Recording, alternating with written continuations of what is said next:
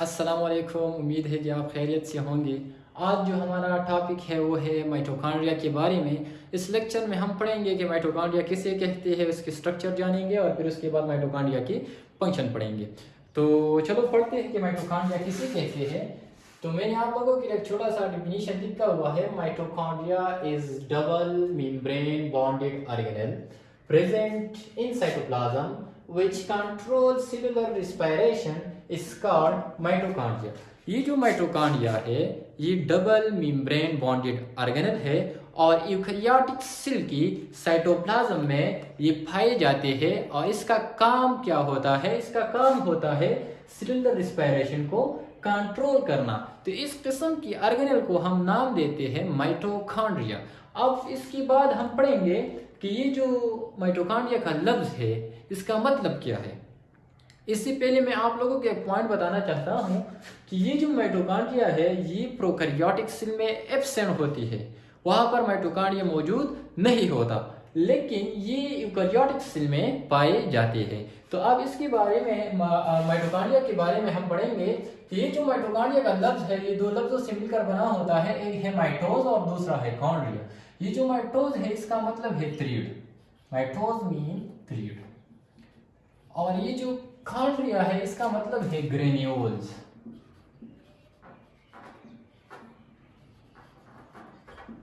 हाँ, फिर उसके बाद हम पढ़ेंगे कि माइटोकॉन्ड्रिया को पहले मर्तबा किसने डिस्कवर किया था। तो याद रहे कि माइटोकॉन्ड्रिया को पहले मर्तबा कोलिकर ने डिस्कवर किया था। और कौन से साल में इसे डिस्कवर किया था? इसे 1880 में कोलिकर ने माइटोकॉन्ड्रिया को डिस्कवर किया था। फिर उसके बाद हम पढ़ेंगे कि ये केमिकल किन चीजों से मिलकर बना होता है। तो याद रहे कि ये mitochondria proteins proteins proteins lipids lipids RNA and small amount of DNA से मिलकर बना होता है। Small amount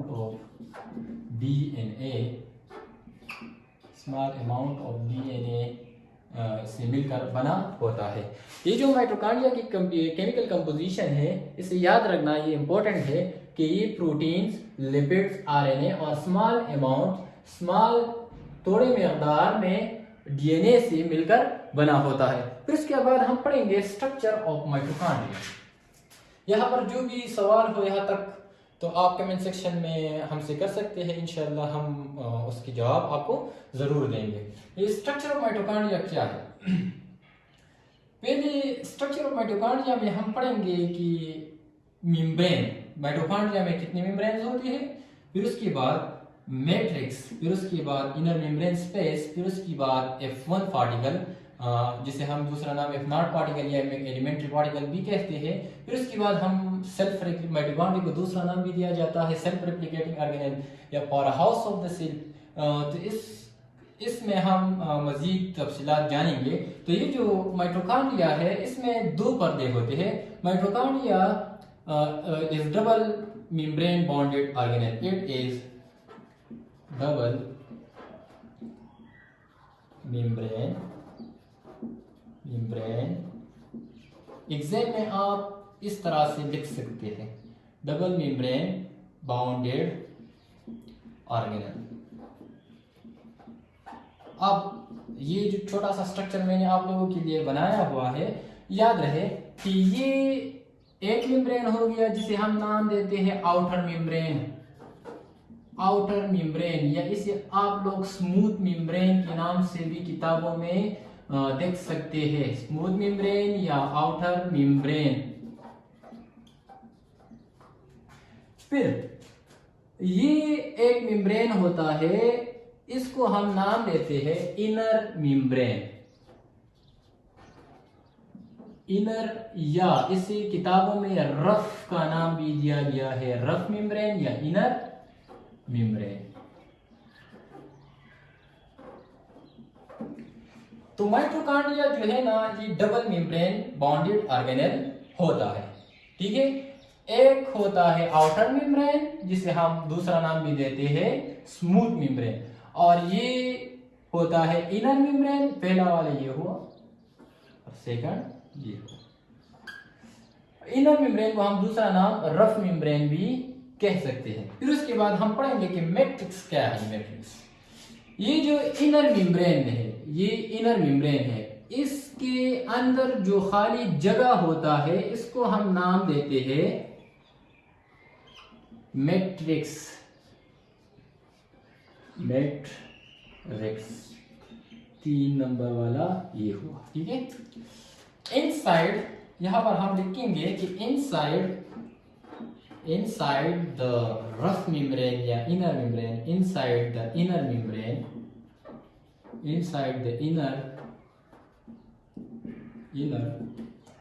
membrane, inside the inner membrane, mitochondrial, inner membrane, the mitochondrial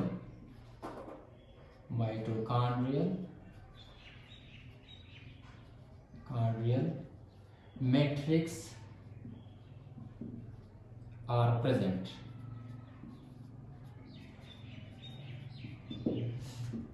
inner membrane के अंदर जो खाली जगह होता है उसे हम नाम देते हैं माइटोकॉन्ड्रियल मैट्रिक्स।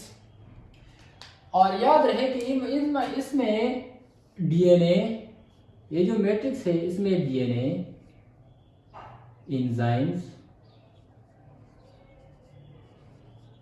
एंजाइम्स और राइबोसोम भी पाए जाते हैं किधर, मैट्रिक्स में।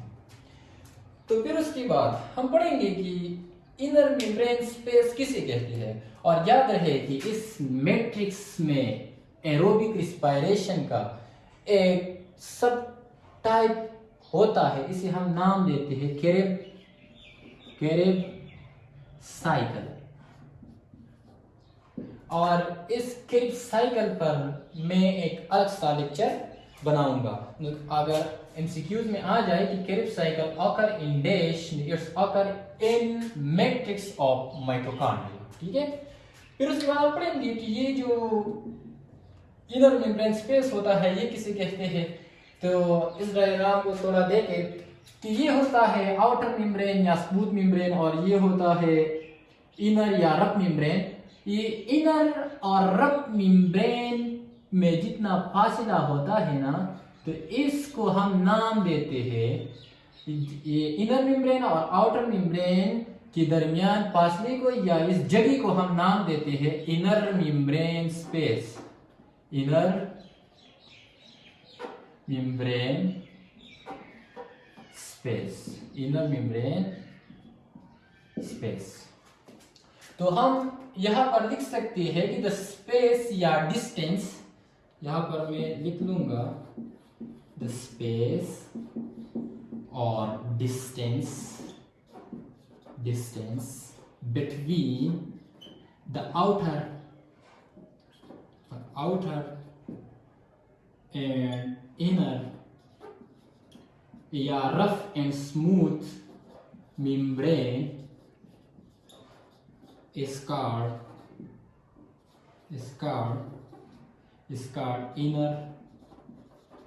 inner membrane space। फिर उसके बाद हम पढ़ेंगे कि माइटोकॉन्ड्रिया को सेल्फ रिप्लिकेटिंग ऑर्गेनेल क्यों कहा जाता है। और ये जो इनर मेम्ब्रेन पर एक नूब लाइक स्ट्रक्चर होता है, इस नूब लाइक स्ट्रक्चर को हम नाम देते हैं F1 या F0 या एलिमेंट्री पार्टिकल। तो मैं आप लोगों के लिए ये जगह मिटा देता हूं ताकि आपको मैं समझा सकूं कि F1 पार्टिकल F0 पार्टिकल क्या चीज़ है किताबों में।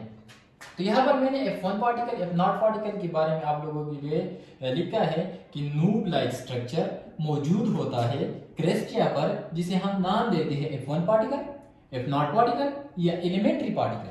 और याद रहे कि इस F1 पार्टिकल या F0 पार्टिकल में एक खास किस्म की एंजाइम पाए जाते हैं जो होते हैं ATP सिंथेसेस एंजाइम। और ये काम क्या करता है, ये एनर्जी को प्रोड्यूस करते हैं किस शक्ल में? आइडोनोसिन ट्राइफॉस्फेट यानी एटीपी की शक्ल में एनर्जी को बनाता है। और याद रहे कि आप लोगों के लिए मैंने यहाँ पर ये जो इलेक्ट्रॉन्स इनर मेम्ब्रेन पर क्रेस्टिया पर मैंने आप लोगों के लिए लिख के है। तो अगर आप लोगों से मैं एक सवाल करूं कि मैंने क्यों लिखी, तो याद रहे कि ये माइटोकॉन्ड्रिया जो है ना, इसकी जो क्रेस्टिया है इस पर एरोबिक रिस्पायरेशन का एक दूसरा किस्म है जिसे हम नाम देते हैं electron transport chain. Electron transport chain ये भी होता है इनर मेम्ब्रेन पर। Electron transport chain occur on cristae. तो ये जो इलेक्ट्रॉन ट्रांसपोर्ट चेन है ये किधर होता है? माइटोकॉन्ड्रिया की इनर मेम्ब्रेन पर। और कहां पर? क्रेस्टे पर। ये क्या होता है? इलेक्ट्रॉन ट्रांसपोर्ट चेंज होता है। तो एमसीक्यूज के लिए बच्चों ये आपको याद करना पड़ेगा कि electron transport chain occur in dash occur on cristae. फिर उसके बाद हम पढ़ेंगे, उम्मीद है कि आप F1 पार्टिकल और F0 पार्टिकल के बारे में जान चुके होंगे। अब हम पढ़ेंगे कि माइटोकॉन्ड्रिया को सेल्फ रेप्लिकेटिंग ऑर्गेनेल क्यों कहा जाता है। इम्तिहान में आ सकता है, एग्जाम में आ सकता है कि why mitochondria is also called self replicating organelle. Mitochondria को सेल्फ रेप्लिकेटिंग ऑर्गेनेल क्यों कहा जाता है? इम्तिहान में पूछा जा सकता है ना। तो इसको सेल्फ रेप्लिकेटिंग ऑर्गेनेल इसलिए कहा जाता है because it having their own DNA and ribosome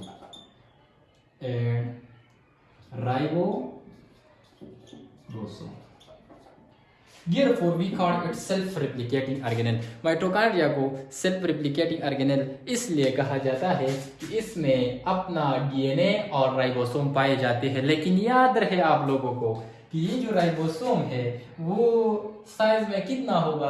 तो ये एग्जैक्टली जो साइज है ये 70s होगा माइटोकॉन्ड्रिया। तो चलो पढ़ते हैं फंक्शन ऑफ माइटोकॉन्ड्रिया। ये जो माइटोकॉन्ड्रिया है ये सेंटर होता है एरोबिक रिस्पायरेशन का। और ये एरोबिक रिस्पायरेशन जो है ना, इस पर मेरा कंप्लीट डिटेल लेक्चर आने वाला है, तो आप उसको मिस ना करना। तो दूसरा जो पॉइंट है वो ये है कि ये इस माइटोकॉन्ड्रिया को हम दूसरा नाम देते हैं power house of the cell. It is also called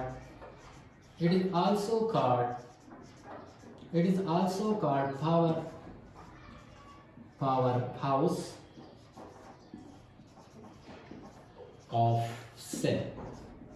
अब हम माइटोकॉन्ड्रिया को क्यों कहते हैं कि power house of the cell है?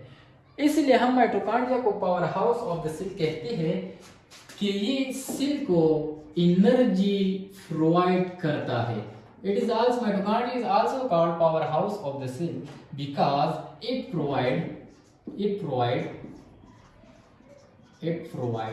energy into the cell। ये सेल को एनर्जी प्रोवाइड करता है या सेल के लिए एनर्जी बनाता है।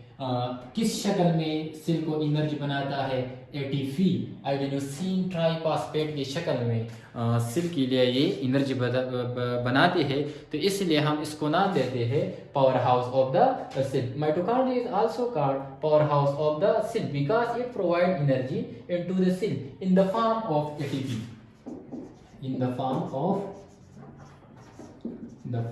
Of adenosine triphosphate.